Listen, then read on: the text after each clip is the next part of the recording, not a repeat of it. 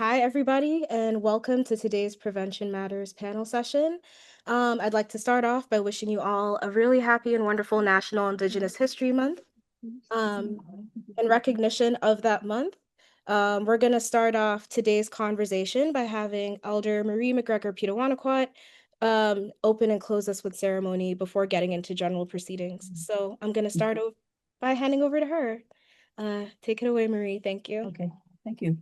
Ani Bosho Wachie, Mani McGregor Pitwan Quit Vishnatas, Loganing Donjaba, Manadum Lasing Nakea. Greetings, everyone. My name is Marie McGregor Pitawanakwat. I serve as chair to the National Indigenous Women's Housing Network and as co-chair to the Women's National Housing and Homelessness Network. I'm from Doganing, in English it's South Bay, Wikwempum. In English, it's Wikwemikong unceded territory at Mananormanasing on Manitoulin Island, northeastern Ontario. And I'm very grateful to be given one more day.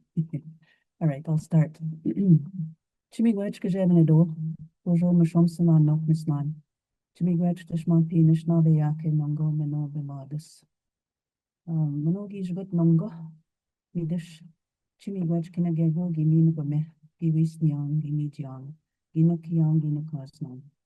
so the prayer is, thank you, Great Spirit, grandmothers and grandfathers, for this beautiful day, Manogijvik, and also for the things you've given us to eat in order to do the job that we've been given to do.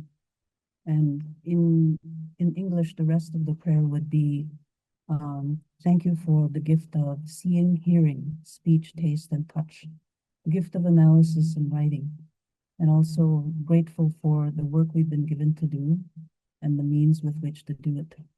We also acknowledge that we are relatives to the animals, the birds, the fish, the trees, and the plants, that we are part of the family with the waters and the sky and the star people, and especially we are offspring of Mother Earth. And Mother Earth is telling us these days that she is very much in charge, and that we need to repair our relationship with her, we meaning all of us human beings, and to take care of the animals and the plants. And they're all in their own way telling us that there is something wrong and that we need to repair and renovate and refurbish and reestablish a good working relationship with them. And without them, we wouldn't be able to survive. Whatever it is that's coming, they will survive, but human beings will have a hard time. So, and it's for that reason that we need to look after the animals, the plants, and the birds, and the fish, and also look after each other as human beings. So anyway, that is my reading for today. I look forward to everything that's coming up, and I understand that we will do our very best to tell our truths and to share what's important to us. And I know that we're all in different places, and normally, if we were in person, we would do a smudge, either with sage or sweetgrass or a combination of those with tobacco and cedar. So let's imagine that we have sage today that's making the smoke. And so let's imagine that we have it in front of us, so we'll waft it over our heads. We're asking for clear thinking. We'll waft it over our ears. We're asking to hear and listen. Over our eyes so that we can see clearly, over our mouths so that we say good things, over our hearts for good intent, and then symbolically we wash our hands with it so that everything that we make and do today is done in a good way. And so that's our opening comments for today. Chimigwech, and I look forward to hearing from you all today. Now. Thank you so much for that beautiful introduction, Marie, and for setting us up to be grounded and ready to receive today's conversation in a good way. So, hi everyone, and welcome to today's Prevention Matters panel session. Prevention Matters is a monthly online panel hosted by the Canadian Observatory on Homelessness, where we dive into what it means to prevent homelessness in our different communities. Most of us know that prevention is necessary if we want to solve the current housing crisis. Excuse me. But the series exists because if we want to address homelessness through prevention, then we must be clear on what prevention means. So what can we do to reduce the chances that someone will experience homelessness in the first place? What can be done to support people who are at a high risk of homelessness or who have recently become homeless? And how can we ensure that people who have experienced homelessness and who are now housed don't face housing precarity again? To delve into these questions, Prevention Matters invites brilliant minds to tell us about what prevention means to them, along with the lessons that they've learned along the way. June is National Indigenous History Month, which is a time that encourages us to honor the history, traditions, and variety of Canada's First Nations, Inuit, and Métis peoples. Although connected, these communities have separate histories, languages, cultural traditions, and spiritual beliefs, all of us which must be celebrated and honored. If you've been to a few of these panels before, then you're likely aware that Indigenous peoples experience homelessness at a disproportionate rate, and it's no secret, excuse me, the weird weather is having a time with my sinuses. It is no secret that the legacy of colonial policies, such as the Indian Act, the Sixties Scoop, or residential schools, has created profound intergenerational trauma that continues to harm communities today. However, anyone who's interested in supporting and uplifting Indigenous communities must also meaningfully engage with what these words mean. It's one thing to know in an intangible sense that these are historical events that happened, and it's another to understand the real life ways that it continues to impact Indigenous peoples today. So, building on an ongoing COH story gathering project that is exploring Indigenous homelessness prevention, today's panel has invited Indigenous community members from across Canada to share their stories of housing insecurity, the support they feel would have helped to prevent homelessness for them, and the solutions they would like to see for their communities and beyond. Today's panel discussion invites us to listen to Indigenous community members with an open mind and take in what they really have to say about their experiences in their own words. Rather than trying to leave the session with a list of to-dos and takeaways, I would instead like to encourage you all to simply ask yourself what their stories tell us about where we're currently at in the sector, because this foundational understanding is actually essential to creating effective solutions, and in a lot of ways is kind of like step one of prevention. Before we get into that though, I wanted to remind you that these sessions are not your typical webinar. Your participation is a key part of this experience, and so we strongly encourage you to engage among yourselves in the chat and ask any and all questions you might have during our open Q&A in the second half. Today especially, I strongly encourage you all to stay encouraged and supportive in the chat because choosing to lead with such a vulnerable part of your story in a public space like this is not an easy thing to do. You've all been such a brilliant audience so far, and it's part of what makes Prevention Matters so special. So please continue to be as kind and supportive and active as you always have been.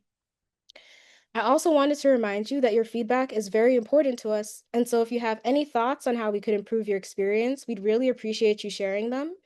Please take a moment to make use of our feedback form in the chat because we really do want to hear from you.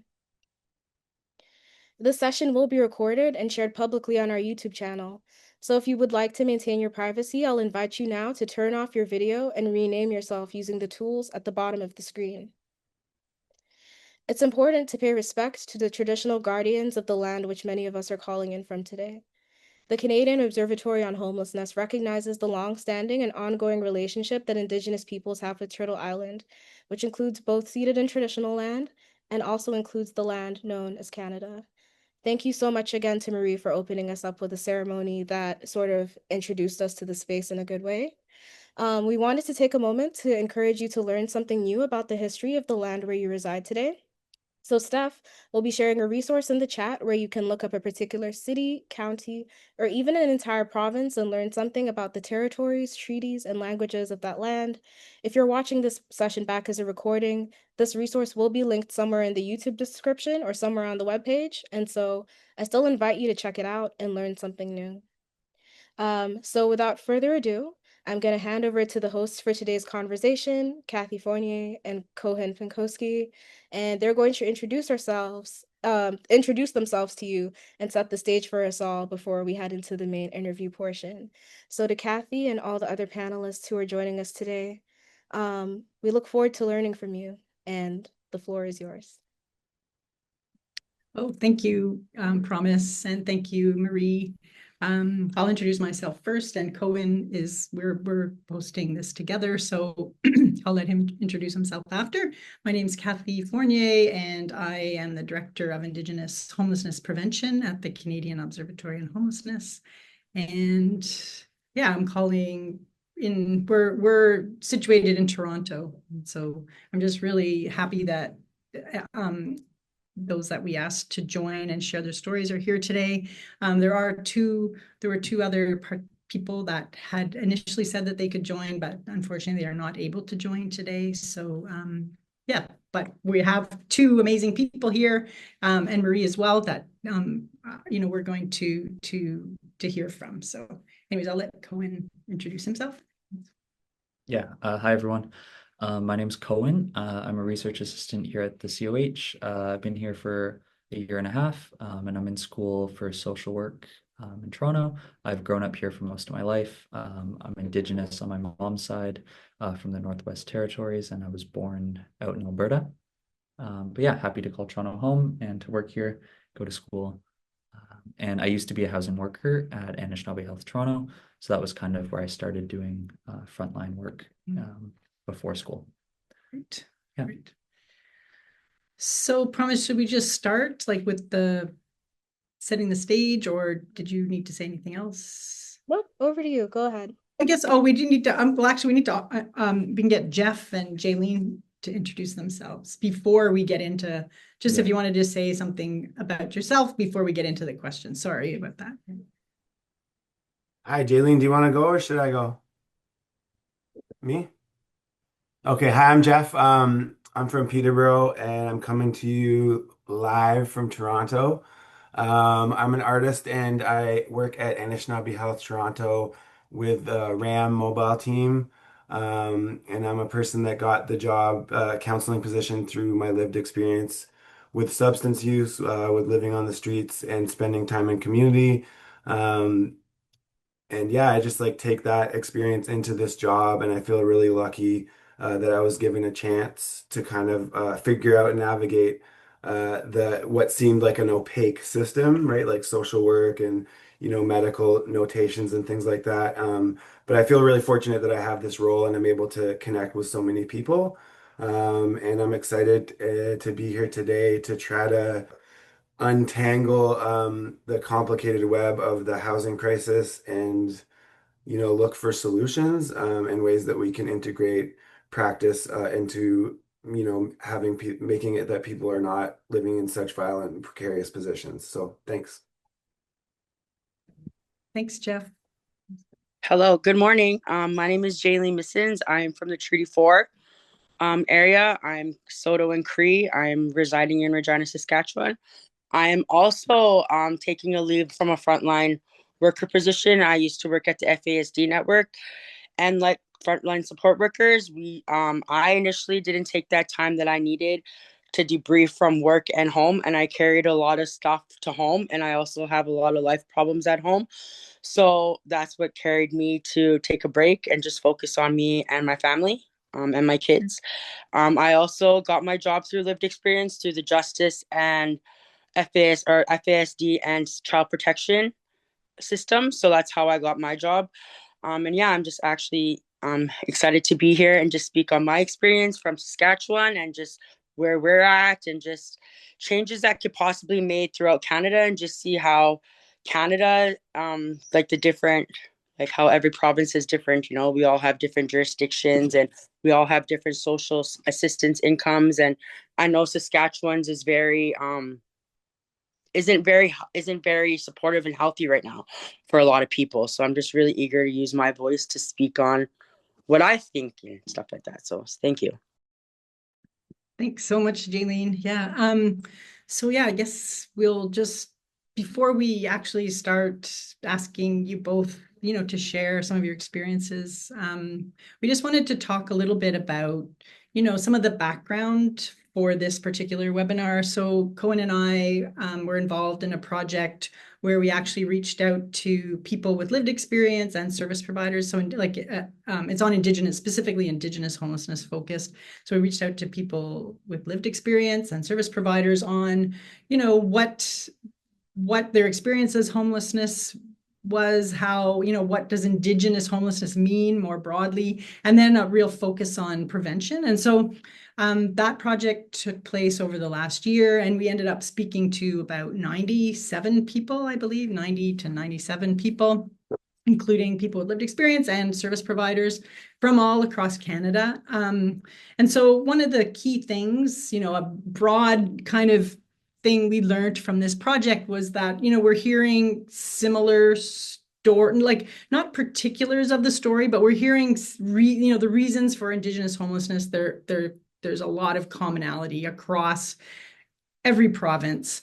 There's local differences, like Jaylene, you mentioned, like some provinces have less supports than others, but what we can take from that is that Indigenous homelessness is more of it's a systemic problem, right? I mean, there's local issues, but it's a systemic problem. And so that means that we need to, while also addressing, the immediate needs of people that are having to, live on the street or live in unsafe situations, we also need to look at the broader system and structures that are keeping or placing Indigenous people in, precarious positions. And that includes things like, systemic racism, structural violence, including, the colonization and all of the, various assimilation strategies that were used and continue to be used by the state.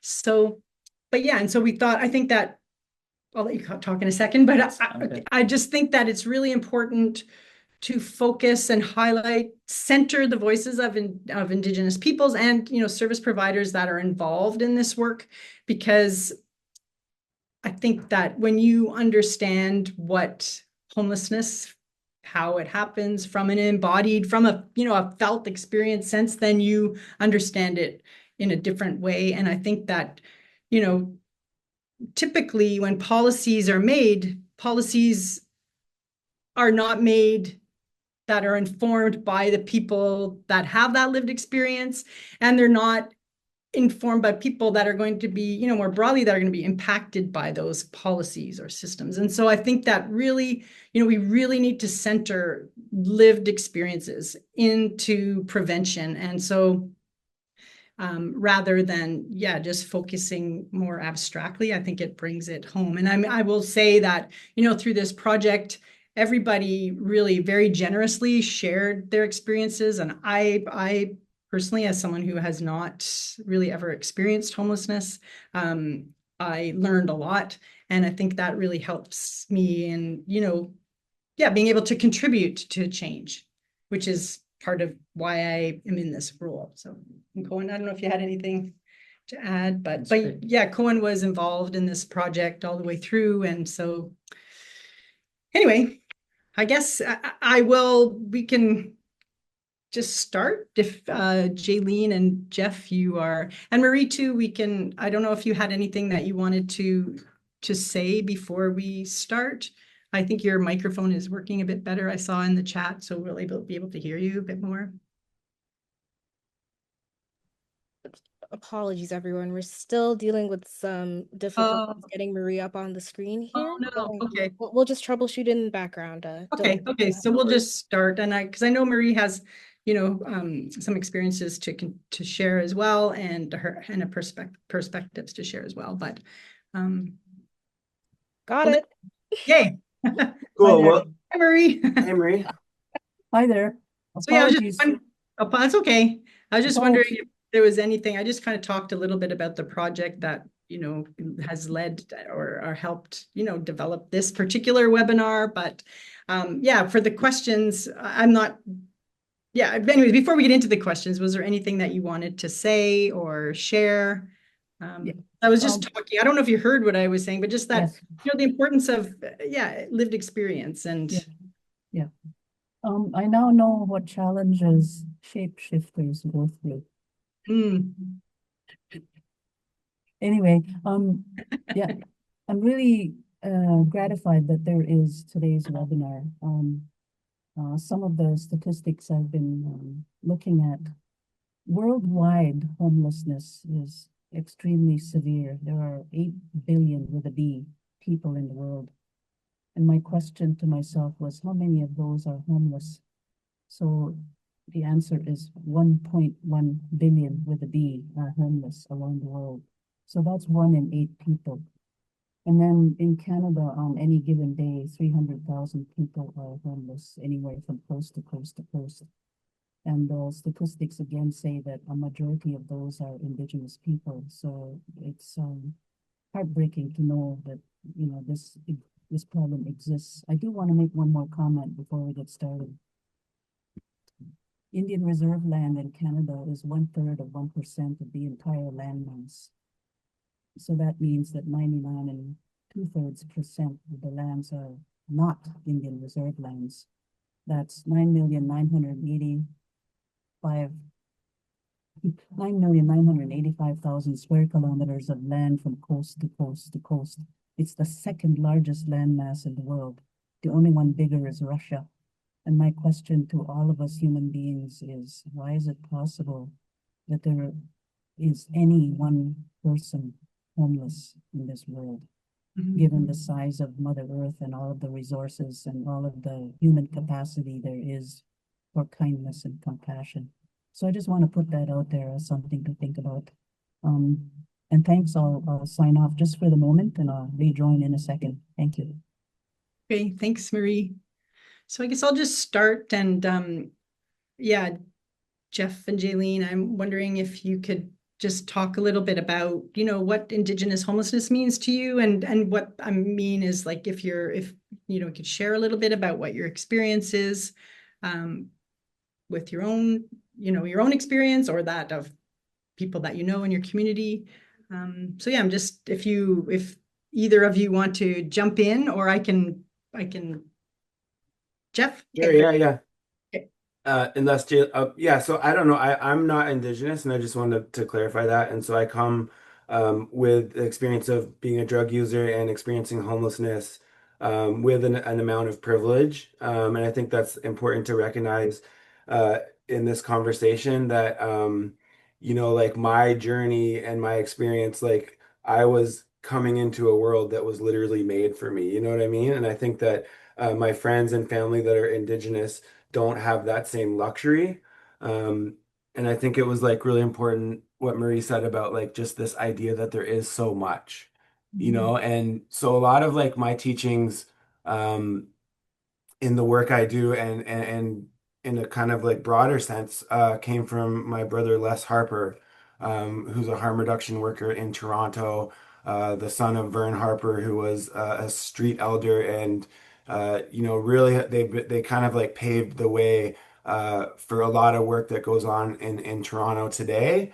And that's often not recognized. We come, my generation and the younger generation, just had sometimes imagines that these in places just exist, and like Les and Vern had to fight for places like Anishinaabe Health to exist. And so yeah, I come into the work with a harm reduction lens, and I think that it's for me like there's no one answer. I think that it's important, like often with colonial constructs and systemic constructs that are enforced to like really keep people not well, like it just they're kind of like flatten, right? Like they tend to kind of like flatten people in terms of solutions. And I think that it's important to when we're talking about like prevention, right? Like trying to like stop homelessness or prevent it, like we have to like look at how complicated it is and how different it is for one person to another. And so for me, what makes that easier is to have the foundation of the work be relational, right? So for me, relationships are so important. When we first went into the encampments, I was going to Moss Park every day, and there was about 100 tents, and it was the teachings from Les and from Zoe Dodd and people that had been there what were that we're going to someone else's home, right? Like people are living here, and if we're gonna come with gifts, not with some kind of savior mentality. So yeah, I think that that is really important for people that are scared or don't know how to start affecting change in their community, is that it can be often really simple. And the same way for me, like I don't have distinction or segregation. Like I don't have like my non-homeless friends and my homeless friends. I just have friends. You know what I mean? And I think that so often we like stigma like trickles and works in these really like awful ways. So for me, like to start off in a simple thing is like, meet people where they're at, try to figure out what their needs are. Because I think it's like evident we're in a housing crisis, we're in a drug toxicity crisis, and these things are like the amount of death that's happening and the amount of the lack of affordable, safe housing for folks is staggering, right? So it's like super easy to get burnt out and to get like pessimistic and be like, there's no solution, like the world is screwed, like there's no answers. But for me, um, when I simplify the way that I show up and the way that I embody the change that I want to affect, it's all relational, right? So like if there's not housing for people, right? Like what can we do? And for me, that work looked simple. It was like provide basic mutual aid, provide, consistent relationships with folks, because often there's workers and agencies and people that come in and out of folks' lives and they disappear. So I think it's really important to be consistent. Um, so yeah, I think that for me is a good starting place in a discussion about prevention. Is just this idea that I don't believe personally there's like a one size fits all answer. Yeah. Thanks, Jeff. Jaylene, I don't know if did you want to speak about your thoughts on like your own experiences or what more like Indigenous homelessness more broadly? Yes, I can. Hi. Okay.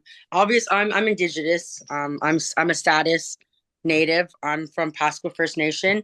I'm in Saskatchewan. And homelessness to me, like right now, Saskatchewan is having like the crisis of houselessness. Like it's ridiculous right now. Um, like for me coming on here, like I just want to bring awareness to just to show kindness, show love and compassion, I I've lived a life too, like Jeff, I've been addicted, I've had charges, I've done child protection, I've done a frontline support worker job, I've been homeless, I've lived a life. And to come on here and just ask, like, I just ask for people to show compassion and love, a lot of people who are houseless, they're already having it rough as it is, like some can't shower, some can't eat, some don't have the proper medicine, some don't even have like just love for themselves, right? And I think that's just the easiest thing a person can give coming from privilege is just showing love and compassion, I know for me, like when I was living, like when I was homelessness, I was couch surfing. So I never really had to live on the streets, or I put myself in domestic violence relationships. So I didn't have to be on the streets. But I have a brother who's homeless right now. And the biggest problem that Saskatchewan is facing is our social assistance. Um, our social assistance got changed probably about 2, 3, maybe 5 years ago now. And since it got changed, no landlords want to rent to First Nations.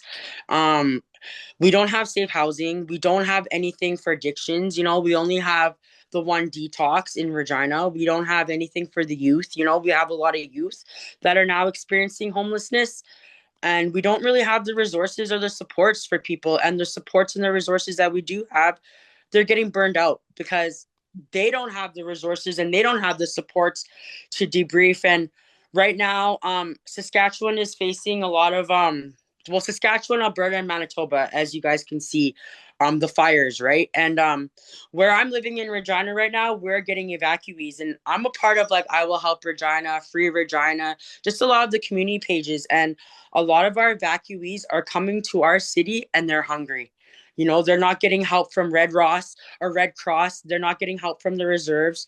They're not getting they're not getting help with anything, and a lot of them are coming from their reserves to Regina, to like a city that you would think would help people, and they're hungry, and I feel for the kids because a lot of them are getting removed from their homes, coming to a city where they know no one and they don't know the way to get around, they don't know the resources, and they're stuck in a hotel room hungry with their kids, and it's sad, and it's really heartbreaking that it is a lot of First Nations that you see on the streets. And I shouldn't say that because you do see a lot of mixed colors. You see a lot of Caucasians, you see a lot of darker colors now, but majority of the people are Indigenous.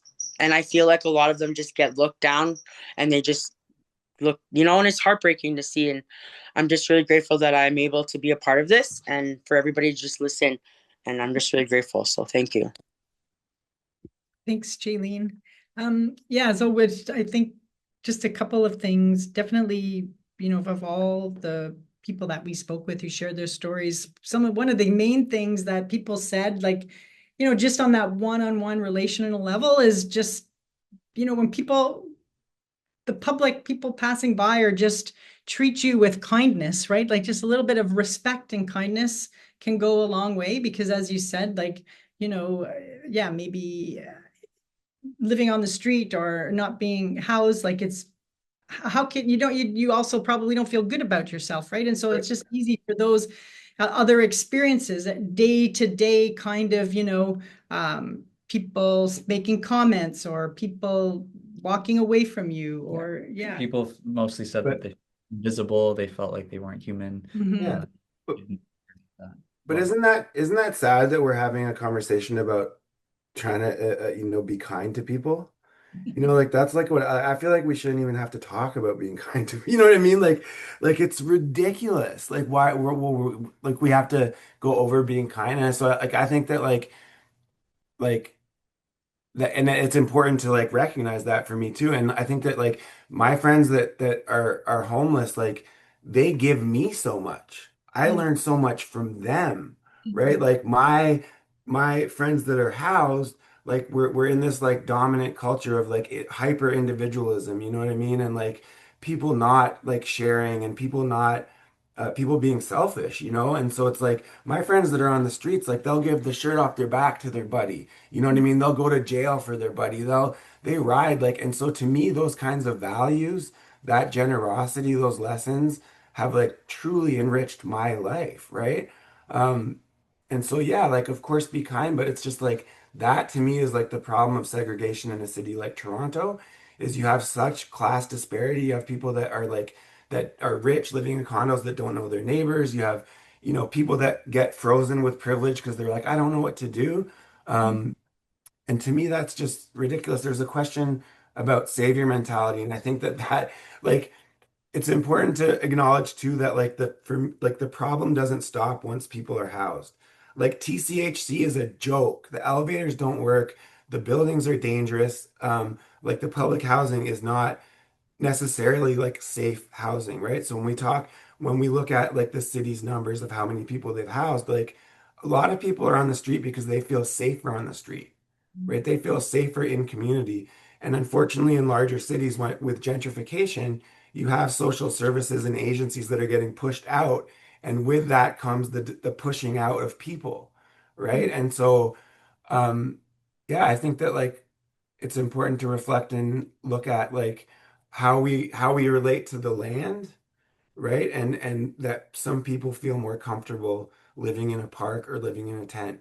Definitely more comfortable and safe than a shelter, and in some cases more safe than housing options that are available. I agree with that 100% because I know in Saskatchewan as well, like like the gathering place got a funding for like for a bunch of housing and stuff like that, and it's like supposed to be safe housing, but I know people that don't even want to stay there because they don't feel safe to sleep, or they're scared to sleep. And I don't know if that's just because of the addictions, and I don't want to blame addictions as well, but I think it's just because they've been so used to survival mode that they don't know how to be in a safe place and actually know how to just be somewhere, because they've been on survival mode their whole life, that I feel like it's hard for them to accept that they're in a good, safe place, or accepting wanting to trust workers because, like Jeff said, workers are coming in and out constantly, right? And it's like you get one worker and you finally find somebody that you're good with and you connect with, and then boom, something happens. So I think a lot of it is just the trust, I think. Well, I know for my part, like my brother, he lacks trust, like he even coming to my house, like my house is a safe place. But I feel like he thinks that because I want to try get him cleaned up and stuff too. But he doesn't want to stay here because he thinks that I'm going to kick him out or whatever. So he'd rather be on the street than come have a safe place to eat, And like I have a little area for him. That's his own little area. But he doesn't want to be here because I think he would rather be out using, or because he can't use drugs or he doesn't feel safe here. I don't know. I really wish I had an understanding or an answer to that because there's so many people that I know in Regina that are struggling with that. Yeah. Were you going to say something else, Jeff? Or I could talk all day. I mean, what one thing? I mean,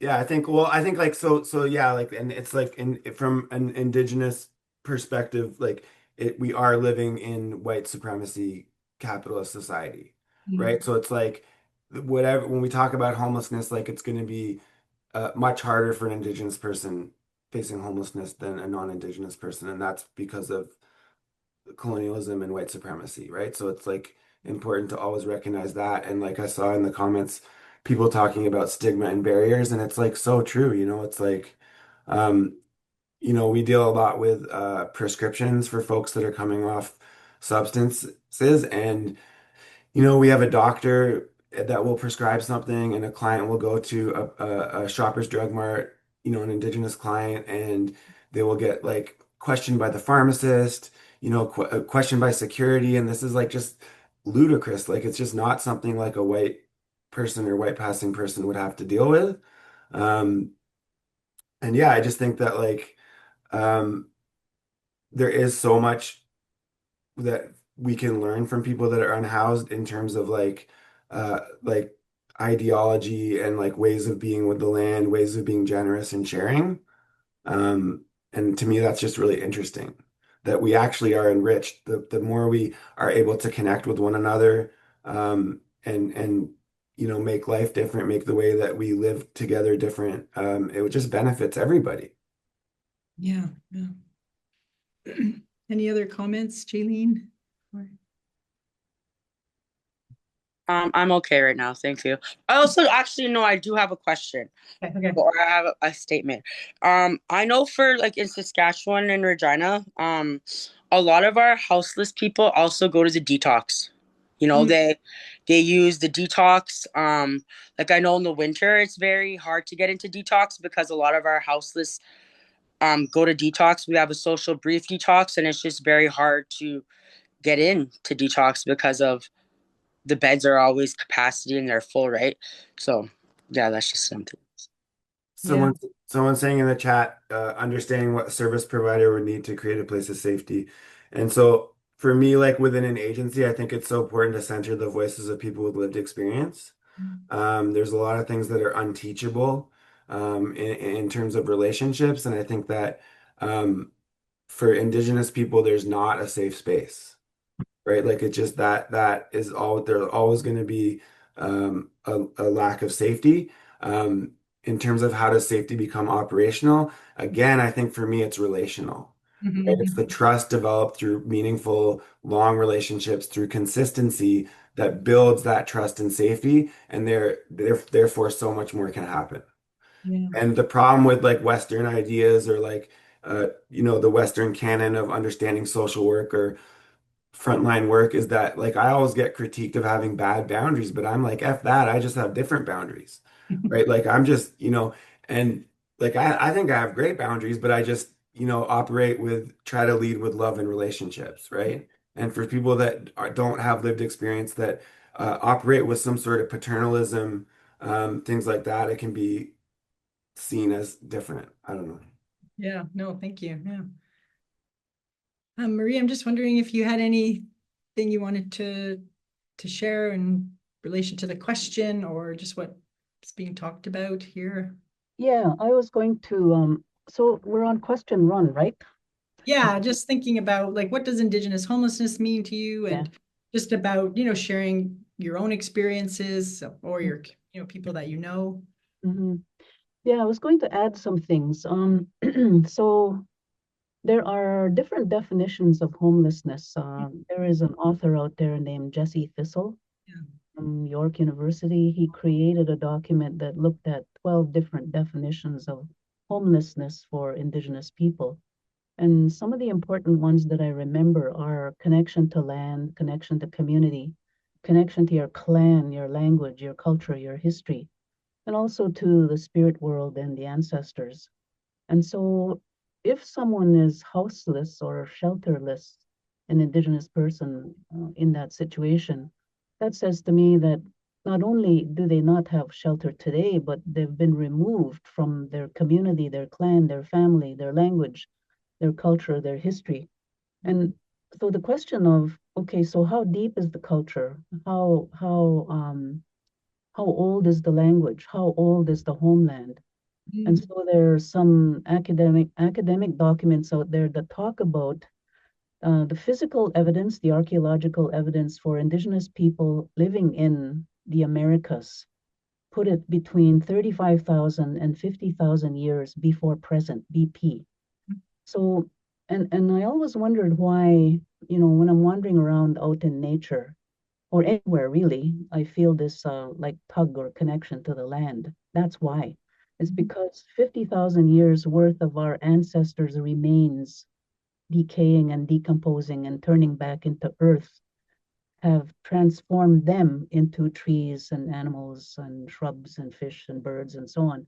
And that's where the relationships come from, is the the the regurgitation, I guess, of human beings into the physical world of Mother Earth. And so that's why, we talk about blood memory and tribal memory. That's part of it.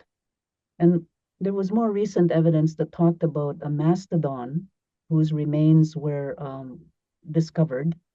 And that mastodon's bones had cuts in them that were made by a sharp tool. Mm. So they found the remains of both the mastodon and the tool, and they dated those remains. And the number that came back was 130,000 years before present.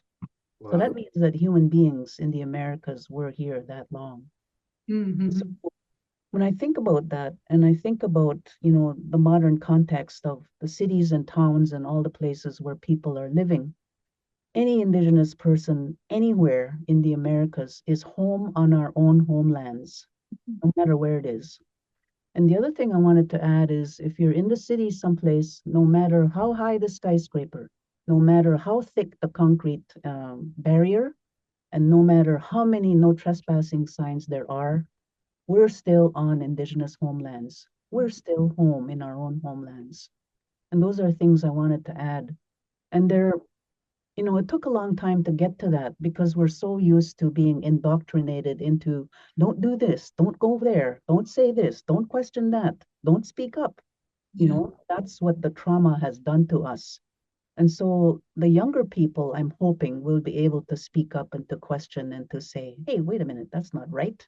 Or this isn't the way it's supposed to be. And I really have hope for them, that they can help us steer through this thing. Anyway, that's it for the moment. Marie, Thanks. that's so beautiful. That just blew my mind. The part about the ancestors connection to the land, I've never thought of that. That's so beautiful. Thank you. So, yeah, just wanted to, before we move on to the next question, so I'm really definitely the importance of having, people that are working like frontline workers that are also being supported so that they can stay in those positions and be healthy and continue to, provide supports necessary is something that we also need to think about when we're talking about Indigenous homelessness and prevention too. Like, as you said, Jaylene, like, try, and Jeff too, like trust is very key. And so how do you have trust if, people are getting burnt out from doing that kind of work because they themselves don't have the support or they're facing, discrimination in their own organization, etc.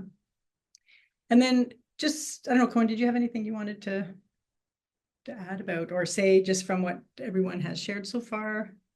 Yeah, I guess I could mention an underlying point that we came to in our report and hearing all the lived experiences, and that I can recall from, working in the community is a lot of people, seem to believe that homelessness and substance use addiction are connected. And I think substance use can be an issue, but what I really think the issue is, and that we saw is, and that we heard, is that it's pain. And the Indigenous community carries a lot of pain from, colonial trauma.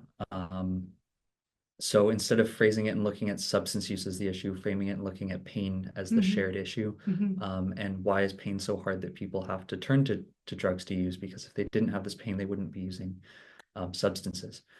And to further on that, like these substances are stigmatized. People don't have healthy places to go. They don't have resources. They don't have, good lives in a lot of rural communities. So it seems pretty natural to turn to substances, just like everyone turns to substances, like rich housewives drink wine, but they're not stigmatized. Yeah.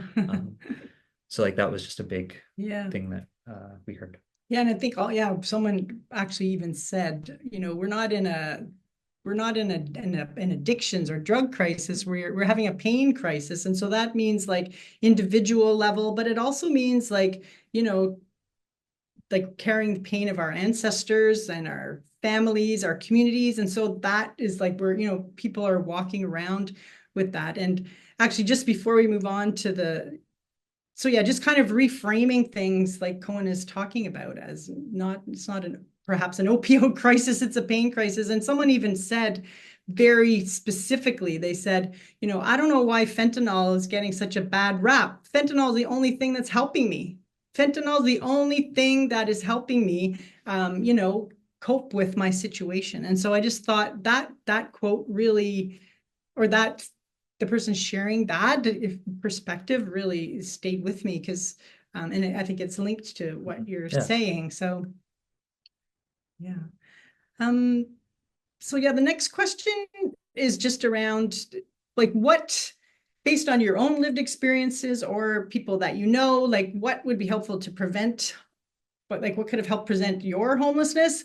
And then also like thinking more in a big picture, like what can we do to prevent Indigenous homelessness? So either based on your experience, what would help you, or your community, broadly, or broadly. So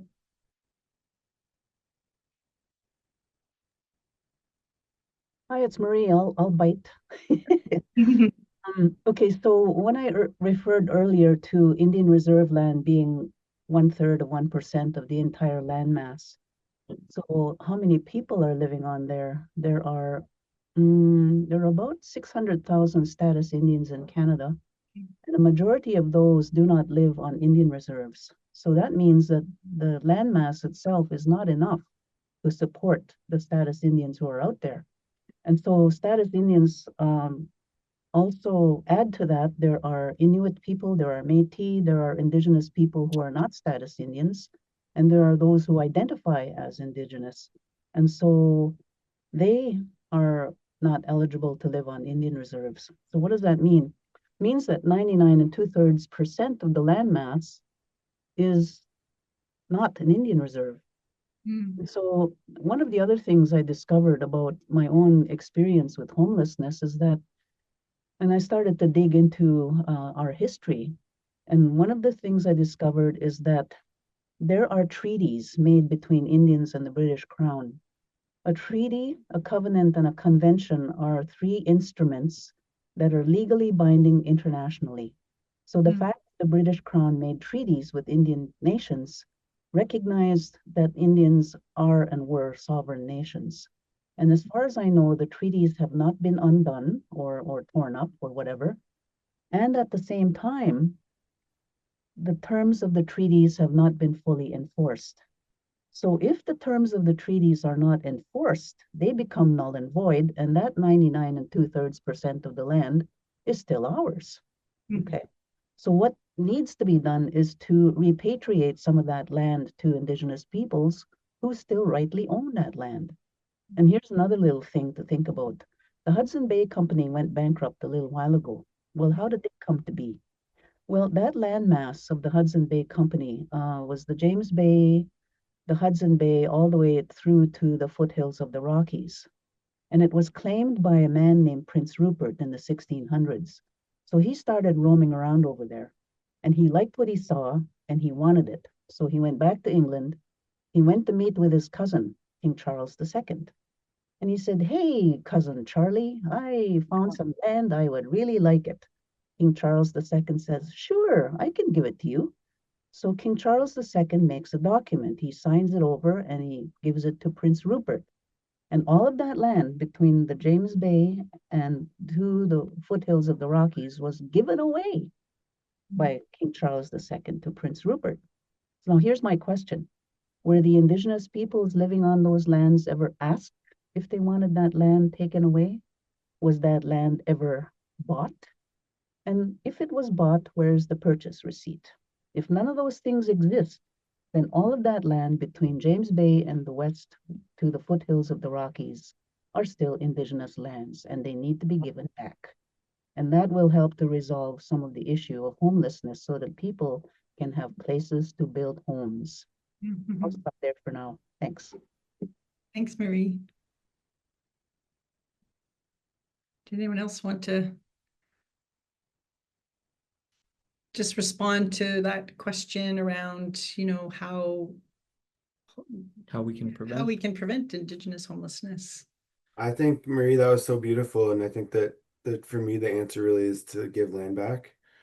I think, like, I have a stable job, and I'm in a situation where I make more money than I ever thought I would make, as a kid, and I'm still in a position where I live paycheck to paycheck. I have no savings.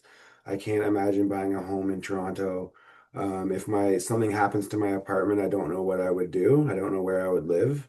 And that's coming, that's looking at my personal experience now, with so much privilege, right? So I think that if that's the case for me, then I think that the answers to prevent homelessness, like, are massive and drastic change, rooted in giving land back, in urban centers, giving the majority of the downtown core, the space that's being developed for condos for people that have money, is ensuring that while they do that, that there's enough, beds for people that need it.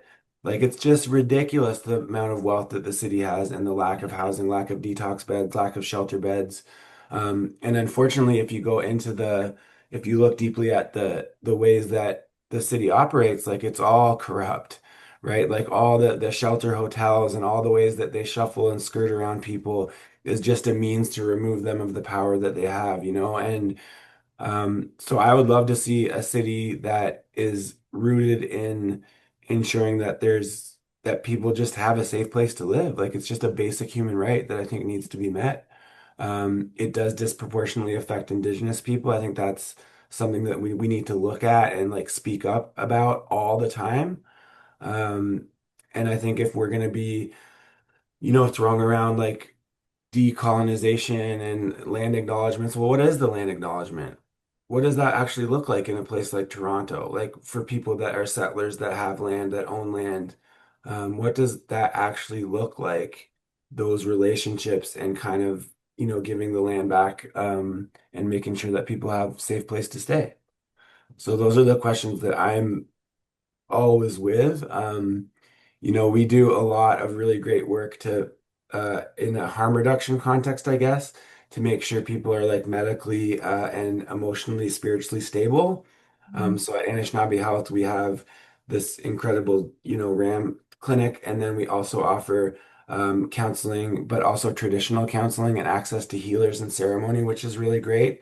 But we always reach this place with clients, where the person needs a place to stay, and the answer is just no, there's nothing, right? And the places that we are putting people are way below any standard of living that most people would accept. And so I don't know what the ways, like, that this is the really, like, dense part of those questions for me. It's like looking at abolition or anything. It's like, yes, I want housing for everybody, but, like, I don't know what that looks like. So I think that the more people that are entering positions of power that affect policy, that's, like, on a grand scale, that's, like, really important, is for people to understand policy, understand, like, their voting rights and power, and what the laws are, where they're at, and how they can affect change that way. But I think, to take it back, for me personal, it's just about relationships and kindness. And it's, again, sad that we have to talk about that. Um, but yeah, I mean, it's really sad the way we're treating the land, and the reflection of that, in such a rich city. We have so many people that live with nothing. It's terrible. And how, yeah, just also, I mean, Jaylene, you were talking a little bit about the fires too, like, just because that impacts things as well, right? Like, climate change based on how we are treating the land also impacts homelessness. So, Julie, I'm just wondering if you had anything you wanted to share about thoughts on how we can prevent homelessness. Just Yeah, personally for Saskatchewan, they need to give back SAP. Like our social assistance. also okay. Sorry. Yeah, our social assistance. Like I liked how everybody was talking about land back and all that, because obviously that is the general thing. But I know for Saskatchewan right now, because it is such a colonized world, that the social assistance has given so many barriers that people can't afford to live. Like if you're a single person, you're only getting $1,000 a month. Rent is over $1,000 for a place. Plus utilities, they don't even pay your utilities anymore. You have to pay your utilities out of your own SIS.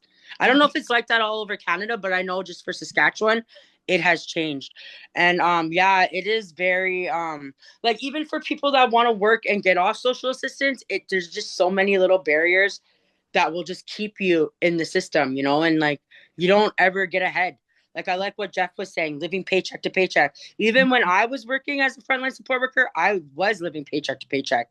Like it's hard, you know, and I feel for the youth that are in care, because a lot of them don't have family to go back to. A lot of them, their families aren't the criteria met to what social services needs, and there's not enough group homes, you know, and if there is group homes, they're going to be run by people who First Nations won't want to look up to, you know, like a lot of our First Nations youth are traumatized.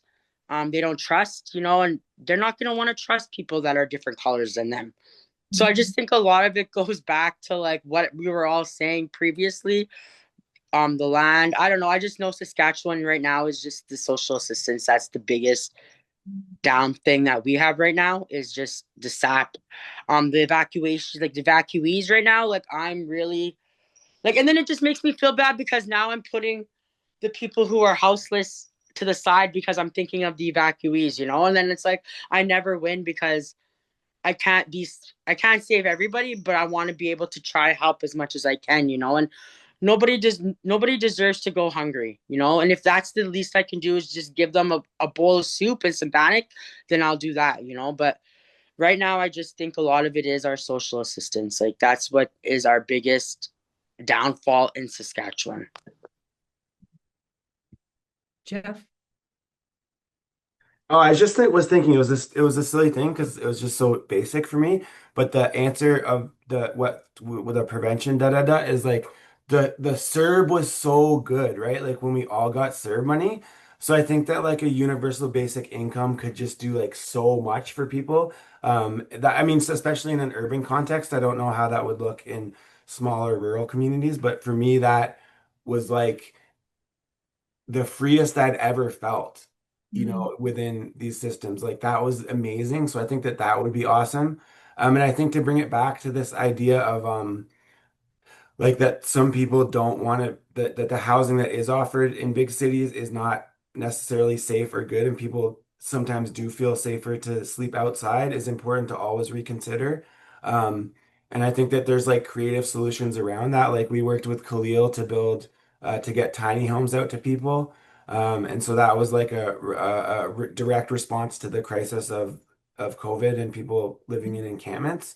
There's an artist in New York that responded beautifully to the housing crisis by looking specifically at bylaws and how to like skirt around bylaws because that's what the city does to criminalize homeless Yeah. people, right? Like they have all these new bylaws about um, how late you're allowed to stay in a park and what kind of occupancy you're supposed to have. And so I think that for me, that was always the maddening thing is they so easily changed the bylaws in COVID in Toronto for bars and restaurants. Like Yeah. I'd go up Dundas Street on the way home and they'd have all these, the road blocked by, you know, City of Toronto cones that effectively changed the bylaw to allow, you know, people to buy food and drinks and stuff. And at the same time, they were enforcing bylaws in parks to criminalize people. And to me, that's just ridiculous. So I think like challenging those laws, those bylaws, and allowing people to be safe and free from, persecution from sleeping outside is a really good thing. And people can organize. I think like, unfortunately, there's like a bunch of like not in my neighborhood people, where like homeowners in Toronto specifically, may have a kind of like savior da da da mentality where they're like, oh yeah, like I want to end homelessness, but like I don't want it to affect me. I don't want to like see the homeless Indigenous person, right? I don't want to have to interact with them, right? And so I think that we need to challenge those things as well. But yeah, universal basic income would be amazing. Yeah, that's actually based in the cost of living. Right. Yeah. Hi, Marie, it's Marie. Um, I can just see part of your head just it's this way so that I can keep my eye on things. oh, okay. I'm reacting to a word I heard a little while ago, and the word is encampment. And some of you have heard me talk about this before, but I think I need to explain it again.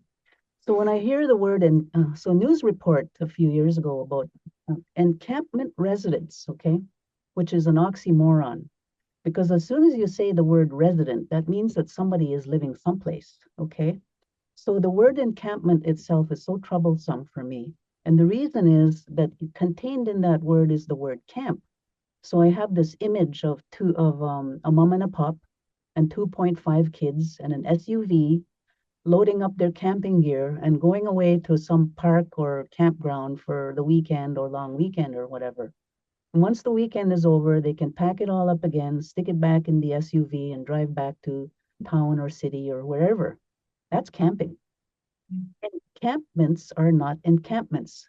Those are tent villages, they're tent communities, and they're tent cities, because that's where people have to live. The idea that they are tents is because those folks are doing the absolute very best they can with the resources around them. They're doing their very best to exercise agency and self-sufficiency and independence.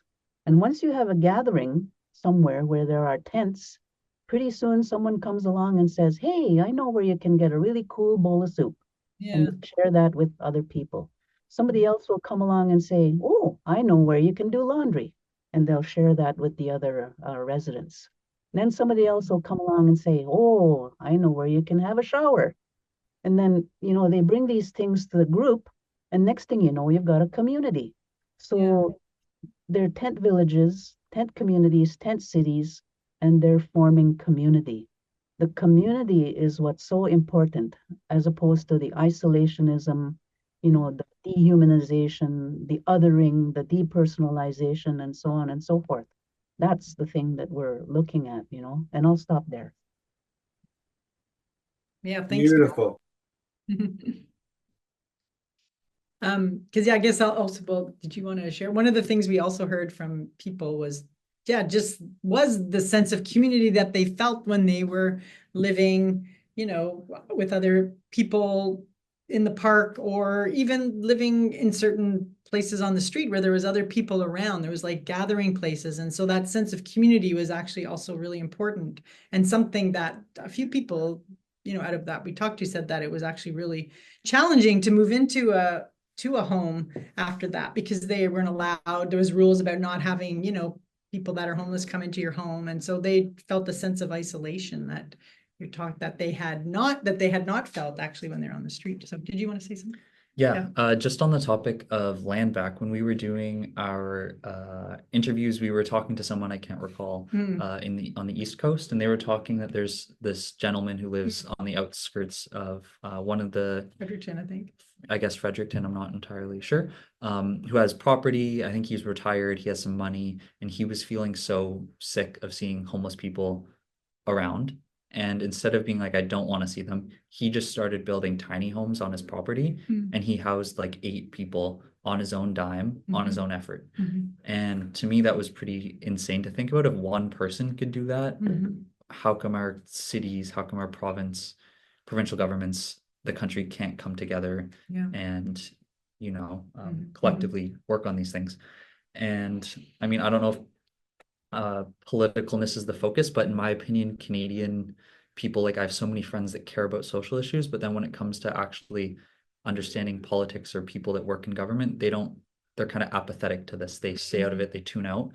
And the main belief that I think Canadian politics have been following for decades is like neoliberalism, Mhm. which is, you know, undercutting social services, believing that people will thrive without that, like deregulating the market. And clearly that does not work for people who have systemic oppression and violence like Indigenous communities have. We all know this. Yeah. So I think we need to be collectively organized because they're organized.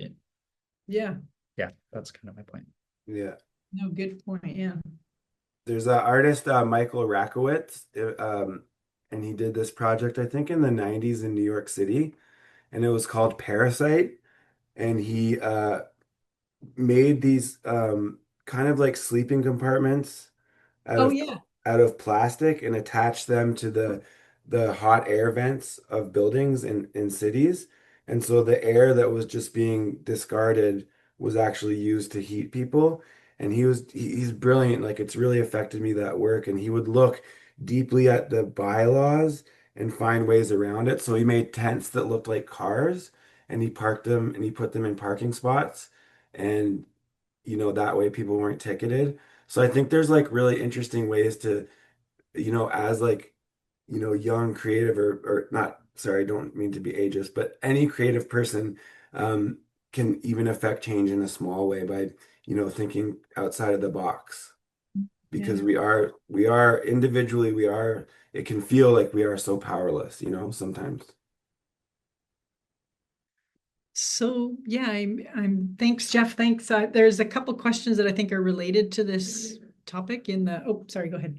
And I also just wanted to Oh. remind everyone to use the Q&A function, I believe, where you can put in questions and then we can like go through them Yeah. in order if you have anything to And I add. think there are some questions from the audience. Sorry, I'm just looking at. So one question is, Are we done with the questions? I think, do we need to be done now, Promise, with the questions? Because it's 1:14, so, or not with the questions, but with our questions, like with our I think we can move panel. on. Let's hear from the audience about their Yeah. project. Great. Yeah, thanks for checking in. So question one is, do reservations assist folks who are not living on res, but out in the community in any way? I can answer that best as I can. As a status First Nation living off reserve, like we got our cows and plows. I don't know if a lot of you guys heard about cows and plows. I'm from Pasco First Nation. We did receive our cows and plows. Um, it it's very hard to receive off help from the reserve. Like you gotta jump through hoops. You gotta send emails. You do the runaround for the calls.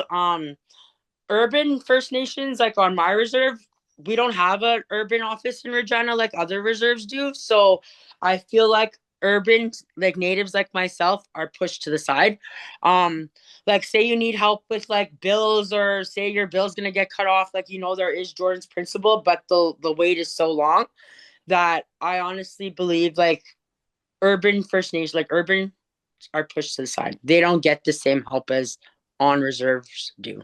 I'm just speaking on behalf of me. I'm on my opinion. I don't know if everyone else feels that way, but I just know for me, it is hard to get help off the reserve. Yeah, in my experience, also, I think it really depends on the band council you have. Some bands are more inclined to help. Like I had lots of clients that would reach out for rental assistance or living allowances and would get them while they're in school. For example, when I started school 2 years ago, everyone, after being very hesitant to go to school for many years, I finally decided to give it a try, go to college. And everyone told me like, oh, just talk to your band. They'll pay for your school. They'll give you some living allowance, help with your books. I was like, okay, fine. And then I messaged them like 20 times. They don't respond. After 2 months, they finally respond to tell me that because I don't live in the Northwest Territories where my band is, that they won't pay for school. So I was like, why take so long just to tell me no?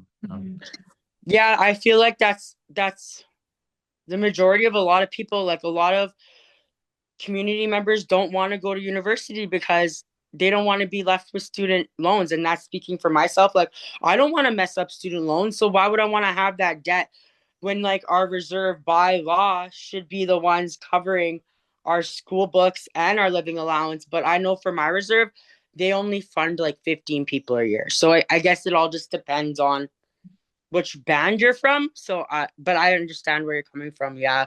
The schooling is very hard. Even for people like needing help with braces or dental work and stuff like that, like that's even a pain. Like I know people who lost their dentures and would have to go without dentures until their 7 years is up because the reserve doesn't want to pay.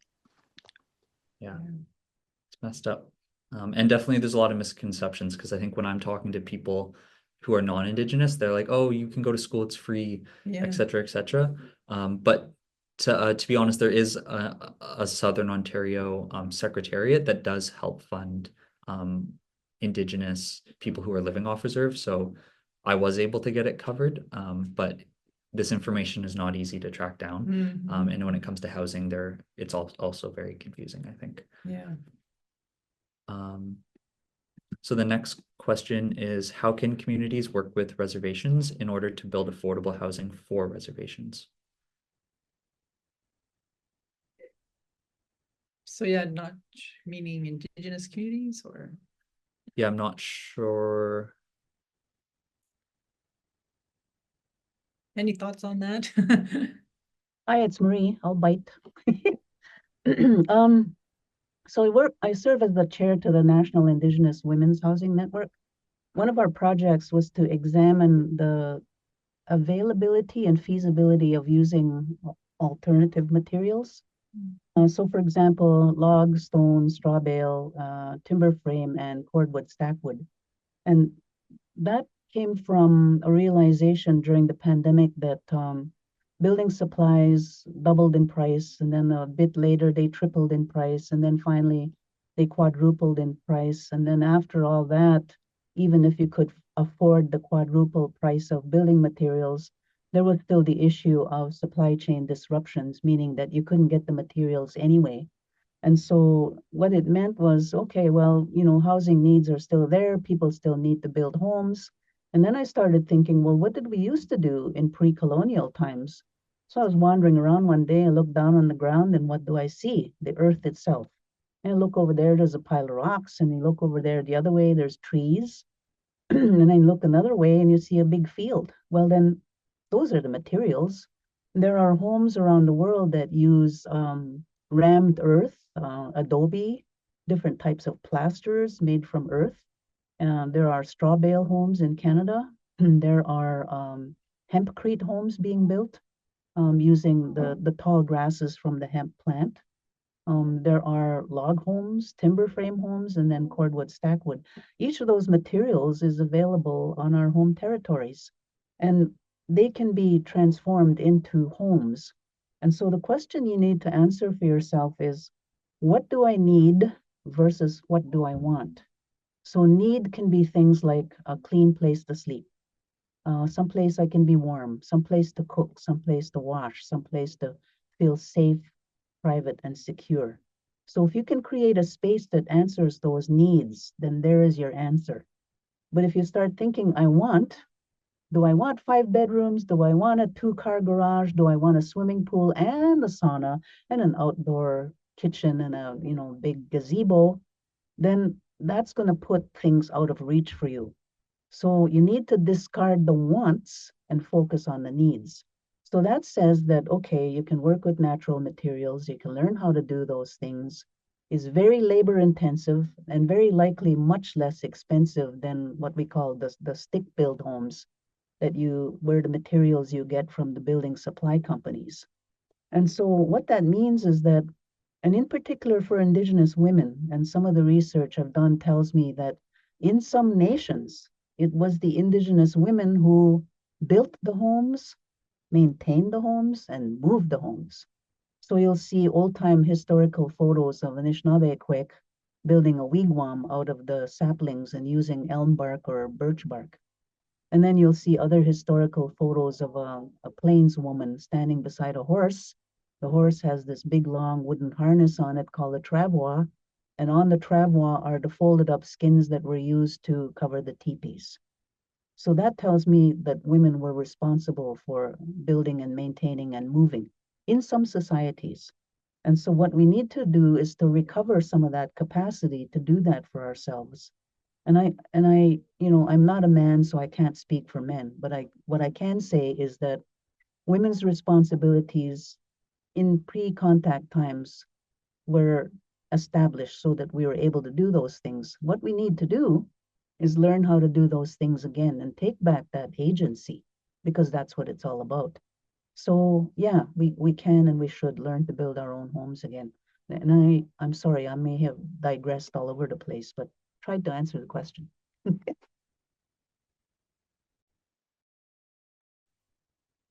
I do know, for example, that I think that there's a First Nations community in Northern Ontario that is starting to build a mobile or like those cheap homes that are built and then can be shipped to you that are kind of small. Yeah. So there's a First Nations community that's focusing on building the factory that would prefab that yeah. would create them, and then they would be able to manufacture them for other First Nations in the region of like Northern Ontario that often struggle to order houses. So for example, that I think they're in the works of working that out. So you might hear about that officially maybe soon. And that would be modular homes. Modular. Thank yeah. you. Yeah, you might hear about that soon. Yeah, and our last question or our next question is, hello, I'm joining from the United States, specifically the state of Maryland, where the homeless crisis is also a big problem for various groups of people. I work for a nonprofit whose mission focuses on serving homeless students with basic needs items, case management, and housing for youth. Does Canada have any similar programs? Similar programs to this? And panelists, maybe if you guys know anything about specific student needs or youth yeah. differences that we have. Jeff, do you have anything? Oh, I think the simple answer is yes. There are similar. Just rereading the question. There are similar groups, nonprofits, but I think there's not enough. You know what I mean? Like I think there's not enough, and to me that's evident in Toronto and like the food bank lines and the amount of people that I see on a regular basis that are like asking, where is this? Like, where can I find this service? Where can I get help with this? Um, so yes, so we're just to clarify, so I work for an Indigenous health agency, that we have a housing program, we have mental health, counseling, we have full primary care, and it's beautiful. Like it's a really beautiful place to work. And we are definitely limited, like everyone else, in terms of like meeting our funding requirements. We do have some programs directly for youth, but we're not an agency that it primarily focuses on youth. I think that's an answer. That's my answer. I don't know. That's okay. And there was one more question, Cohen, that I answered, just saying I feel you, but it kind of disappeared from the Q&A. That's the Hamilton one? The next, yeah. Yeah, okay, so I'll read that here. So I think our last question, and then we're gonna wrap up, Inagby, yes, Inagby. so Inagby, sorry, is a Toronto-based youth drop-in, and I think they provide housing first and last supports. And I'm sure that there's other services in like Vancouver and bigger cities, Montreal, Saskatoon, maybe. They do youth outreach as well, I think, too. A lot of outreach. It's EN. E It's EN. Enagby, ENAGB. Yep. Yeah, so last question here is, I work for a municipality, Hamilton, and I wonder if you have any advice around the discouragement of seeing a building open and house 73 people experiencing homelessness and more buildings since, and it not affect the numbers in Hamilton on ending homelessness at all. Building after building, more and more resources flowing through the doors, but it's just not enough to affect real change. I hear you about prioritizing relationships, consistent relationship building, and I feel that this is part of the puzzle, but I just don't see a way out of it yet. Mm. But I mean I think that's the hard reality, is not to get discouraged, because it's like, yes, that is affecting change. Like if 73 people are housed, that's 73 people that are housed. You know what I mean? And like, yes, it's not changing the greater context or the optics of it. And yes, there are more people that are becoming homeless and that will continue that way. Um, so I think like it is discouraging, and it is staggering how the amount of limited resources that exist here in Toronto and across Canada. And I think it's just important not to get discouraged. And for me, what that looks like is connection to the land, to look at like where I am and and yeah, like where I am. And I feel really lucky because I get to see healers all the time. And so for me, that spiritual connection is really important as well. But yes, it is discouraging. And I think that we just have to we have to keep on fighting to affect change. And it can seem like it can seem small, but it is something. But I do hear you, like since COVID, I feel like things have gotten like tightened and gotten a lot worse. And I've seen a lot of people that take that discouragement and just leave, you know what I mean? And like burnout is a real thing. And I'm not like trying to judge anyone that is burnt out or whatever, but I think we just have to keep taking care of ourselves and taking care of our neighbors. And sometimes those things are like small victories. Um, and for me, those are really important. Those small victories are very important. Yeah, sure. Any other thoughts in relation to that question? Or I think we have one more question and then we can close. Yeah, just wrap up. Okay, yeah. So final question, which is thinking back to the conversation around the sense of community that is unique to experiences of homelessness or houselessness, what might some solutions be to changing the isolation experienced in formal housing?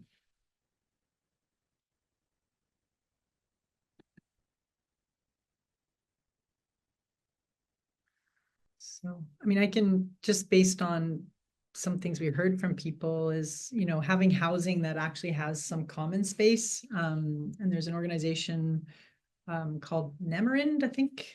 They have indigenous housing that is kind of built around this circle room that has elders and like access to, there's access to ceremony and events and things like that. And so just the actual physical structure of the house is built around, having some communal space. So I think that's one way. Sorry. No, and then maybe just not having rules about, you can't have your friends that are not housed come and visit, like, or having rules about the time of day they can visit, like.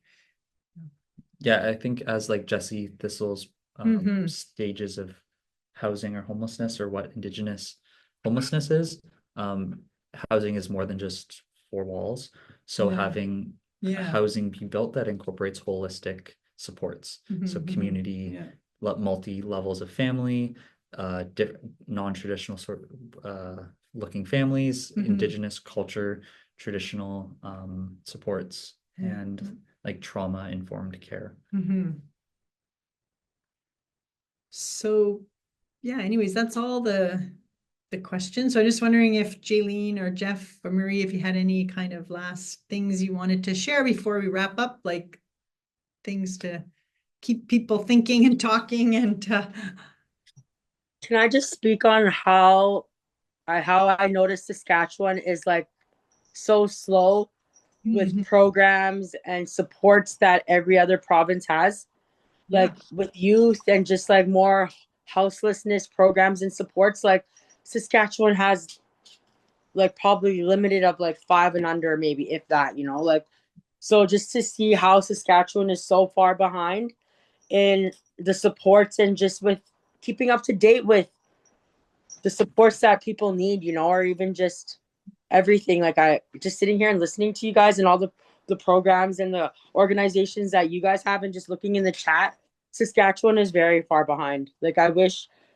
the Premier Mo could listen to this, because it's affecting our whole province. Like, like half of our province is on fire right now, and like that's gonna make more homelessness. So just to see how far Saskatchewan is behind is very mind blowing to me. But I'm really grateful to be a part of this. So thank you. Thanks, Jaylene. Yeah. Jeff, did you have any last words or? Oh, just thank you to everyone. Thank you, Kathy and Cohen and Promise and Jaylene. Thank you so much, Maria. I really value your insight. And thank you for everyone that it's hard to see people, but I think there's people watching and participating.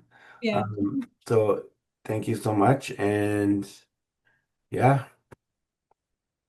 great. Thanks, everyone, and thank you for your time. It's been such an engaged time, this particular panel, and the chat has just been like barely even possible to keep up with, which I think just speaks to how much people really do appreciate hearing like everything that you've all shared today. So truly from the bottom of my heart, thank you for all of it. Everybody, please join me with your reaction emojis and in the chat to say thank you to our hosts before I send them off, and then I'll wrap us up with some closing remarks for today. But thank you so much. So before I hand off to Marie for ceremony here, I just have a couple of remarks for you. Julian, come to the main. Oh, Oh, I think we just had an audio issue for a second, but we're good. Live TV, everyone. Anyway, sorry, I'm just going to hand over to closing remarks here before I hand back to Marie for ceremony. Once again, everyone, please join me in the chat and say thank you to our guests and our panelists and Kathy and Cohen, who helped us coordinate today's conversation, for everything we've shared. It was very, very honest in a way that I think was very freeing for people today. And I think it's been very eye-opening to like we said, these things in a vague sense, but having the opportunity to listen to people's experience in a real day-by-day tangible story really does make a difference for people in terms of how they're able to wrap their head around what homelessness actually means and what's needed. So I'm so grateful for you sharing all of that today. I just wanted to remind you as we head out for today's conversation that your feedback is very important to us, and we do have a feedback form. So if you have any thoughts about the series, if you have any topics that you want to hear more of, if you have potentially even like guests that you're like, please, can you bring this person on? We want to hear from them. We do check the form, and it's how we hear from you about your thoughts on how we could improve the experience. So please do make use of the feedback form that's being shared in the chat on your way out, to let us know what you've felt about the series you've experienced today. Aside from that, the only other thing I needed to tell you about today was to let you know about the next session that's going to be happening next month. And so for now, I can't say too much about all the details just yet, but I'll put it this way. I think today we spent a lot of time sitting with the reality of the problem and how frustrating it is and all the different ways that it shows up. And that honesty has probably opened a lot of our eyes today and has created a situation where some of us are sitting here like, oh my goodness, this is huge. How on earth am I going to do anything that makes a dent? And what I really like about the section of guests we have coming up for you next month is that they're going to be coming from a culturally based organization that's all focused around Indigenous communities and the work that they do to prevent homelessness, particularly from like the community family connection side of things as well. And they're going to have some really insightful things to share if you're somebody that's like, what on earth are these solutions? It'll be a good opportunity to come and learn about small examples of solutions that this one place is doing to make a difference. And they have some really insightful things to share in that regard. So I do hope to see you next month for that conversation. But in the meantime, that's all from me for today. So with that being said, I'd like to wish you all a wonderful morning, afternoon, or evening, wherever you're calling in from, and a happy National Indigenous History Month once again. And with that, I will hand back to Marie to close us out for ceremony. Although I've now lost track of her on the screen and can't find her to put her up. Steph, could you please help me out? well, there she is. Oh, we found her? Okay, hold on. Marie, I can't see you to get you up on the screen. I don't know. There we Bear go. with me, everyone. This has been a very interesting tech. perspective today. All right, there we go. Thank you so much. I'm going to hand back to Marie to close us out now. Happy National Indigenous History Month, everyone. Okay. Again, I want to say Chimigwech to everyone who came out. Chimigwech to the Great Spirit. Mishomsinan, Nokmisnan, Chimigwech Kinagego, Giminaguma. Thank you for everything you've given us. Chimigwech, Kui Mino Bemadzime, Mampi Shkakamekwe, Mampi Great Turtle Island. And I say thank you to Shkakamekwe, Mother Earth, and for this beautiful day, for allowing us one more day, and also to live a good life. As Anishinaabeg, one of our biggest and likely only responsibility is to live a good life. Minobamadzuin. The challenge comes in what the meaning of living a good life is. And so I take it that the responsibility is to take care of the animals, the birds, the trees, the fish. Even if you help a turtle across the road, that's helping with Bamadzuin. If you give $5 to someone on the street so they can do whatever they want with it, that's Mino Bamadzuin.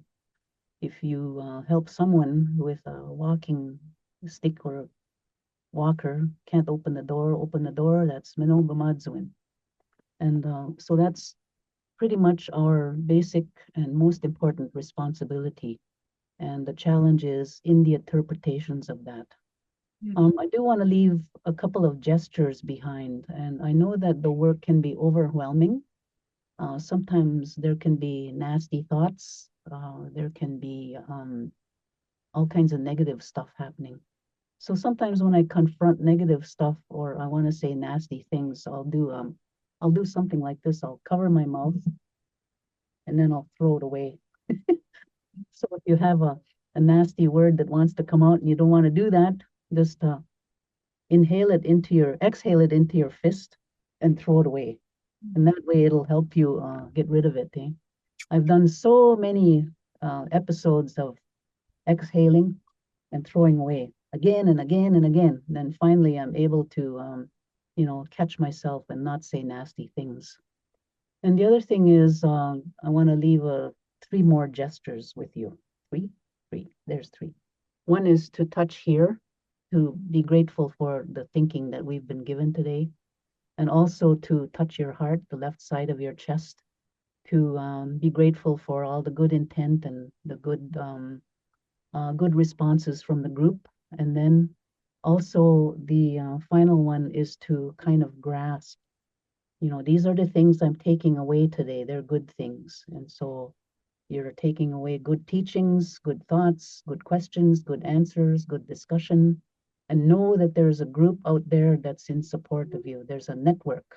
There's Anishinaabe, there's Indigenous people, there's a community out there. So that's part of what we've done today is create community. And the more we create community, the better our chances of survival. And on that note, I'll stop and I'll say Chimigwech. It was a great honor to meet you today and to hear all the questions and discussion, and look forward to meeting another time. Nahaudish, Bamapi Minwa. Thank you so much, Elder Marie. And thanks again so much, Jeff and Jaylene. Really appreciate you sharing your thoughts here. All right. Take good care, everyone.